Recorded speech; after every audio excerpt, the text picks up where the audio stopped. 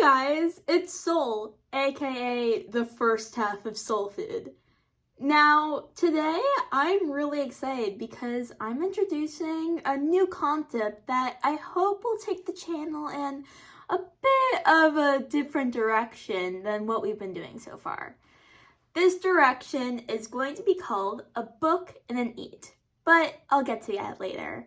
For now, I just want to say, if you're new, welcome to my channel, and please subscribe if you enjoy the following video. If you're returning, I just want to say welcome back and that you always have a home at the Soul Food channel. Now, your teenage lover of all cultures is about to start with a new video. Enjoy! So, this Book and an Eat program will be where I read a book and I make a meal from all 196 countries that our world has to offer.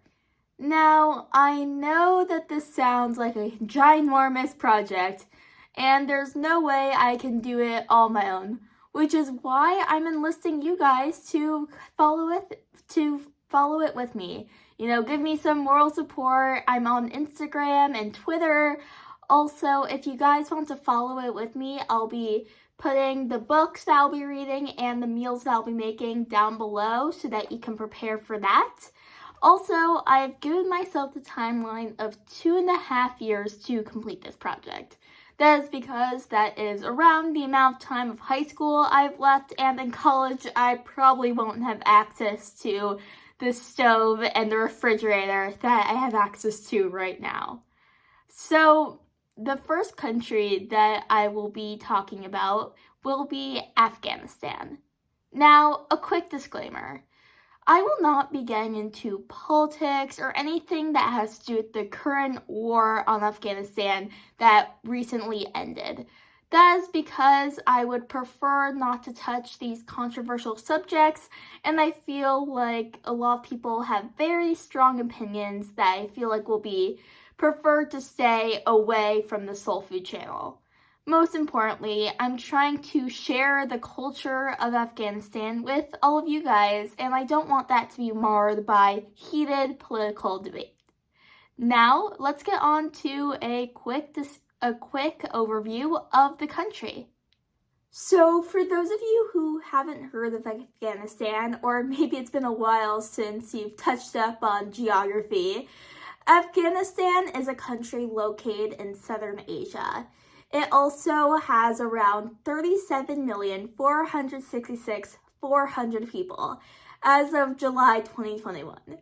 Now remember, these numbers I'm not just naming off the top of my head. I got them all from CIA World Factbook, which is a free resource and I encourage you all to use in your spare time. Now, Afghanistan's a pretty large country. It's almost 6 times the size of Virginia. And the people who live in Afghanistan are called Afghans. Now, this is all information that I felt would be relevant to the current discussions, as I feel like it gives everyone just a bit of a background on the country so that we can envision the setting while I describe the book in whole. Now, let's get on to the real meat of this video. That is 1,000 Splendid Suns by Khaled Hosseini. So, the book, the literature, what we all read in high school and what we all dread to do in our free time. However, I personally loved reading and I personally love this book. 1,000 Splendid Suns by Khaled Hosseini is a book very similar to his other work, that is The Kite Runner, and that they're both coming-of-age stories. However, I personally felt that 1,000 Splendid Suns was much sadder and much more relevant to today's conversations. That is, with womanhood in a country or in a place that doesn't want you to be a woman, that doesn't want you to have the freedoms of a woman. Now, this book is set in Afghanistan from the 1960s to the 1990s.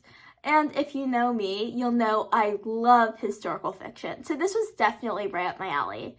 However, I'm not that into sad books, so at first I was a little apprehensive getting into it. However, Hosseini's writing just really draws you in. I envisioned the mountainscapes, the way they were eating their kefir, and just what it was like to live in one of those homes, being under the constant threat of warfare from first the Soviets and then the Taliban. It was just really crazy. So this story follows two women with, as I see, two distinct parts. So the first part follows Miriam, who is branded as a illegitimate child.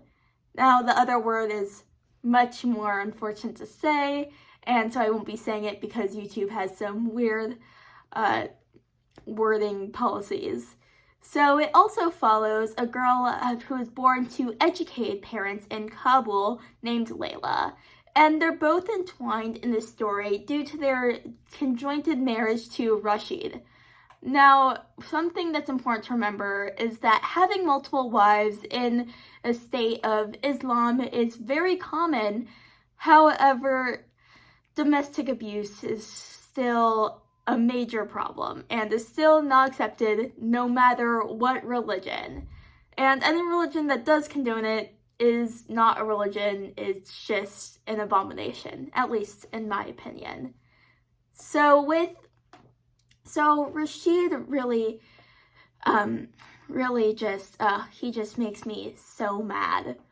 But what's really the point of this is the sisterhood between Miriam and Layla, that they didn't let the Taliban or the Soviet Union or even the closer burdens that they had to share, the starvation of not being able to have a job or to have any autonomy outside of their husband, the way that they had to obey his every word. They having to see that sisterhood in the way that Layla, spoiler alert, carries on Miriam's legacy is just so beautiful and so just poignant to read about. I highly recommend. I'm pretty sure I gave this book 4 out of 5 stars on Goodreads, and I definitely encourage you all to share this book in the meantime.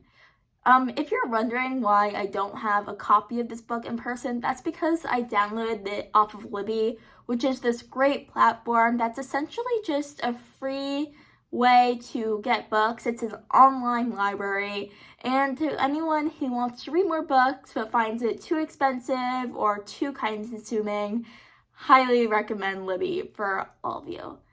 Now, I want to get into cooking an Afghan delicacy, which is called Borani Baijan, which is this eggplant dish with a tomato and yogurt sauce. So, let's get to it. So what you're going to do now is get preferably one of the larger pans you have and put it on a medium to medium-high heat. While that's going on, I'm going to measure out the vegetable oil and let it warm up before I fry the eggplant. So once you feel like your oil is sufficiently heated up, lay your eggplant in a single layer on top of the oil and then flip them over at around 2 minutes. And just keep continuing this until all of your eggplant is done.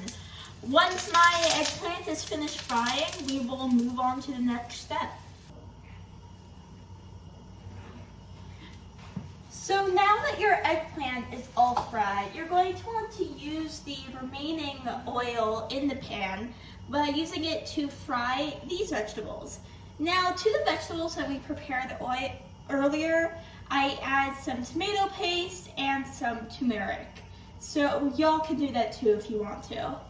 So I'll just add that in. We will saute it, simmer around, and when they're nice and brown and crispy, we will move on to the next step.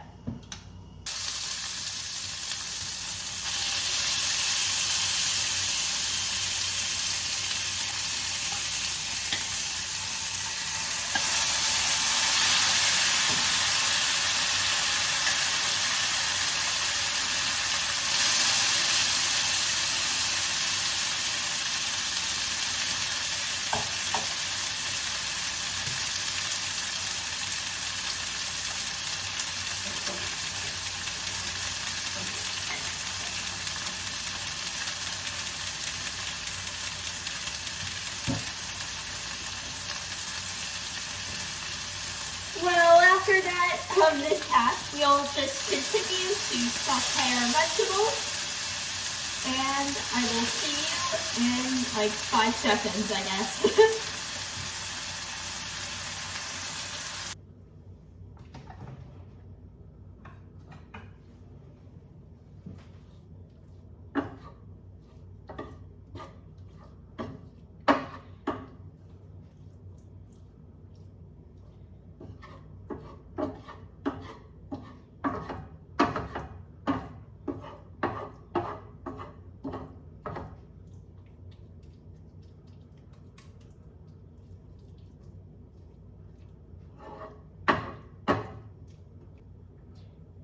Okay, so now that the sauce is finished, I have some sliced onions, sliced tomatoes, and of course our fried eggplants. So what I'm going to do is just layer them until we sort of have a complete layered vegetable ratatouille type thing.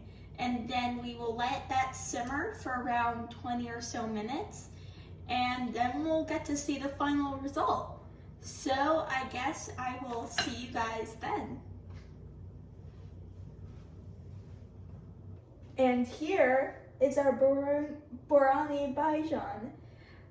So thank you guys so much for coming on this journey with me. I know there are some mishaps here and there, but above all, thank you so much.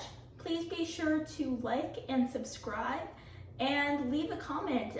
Maybe it could be about how I can improve on the recipe or what you would like to see in the future. I'll see you next time. Bye!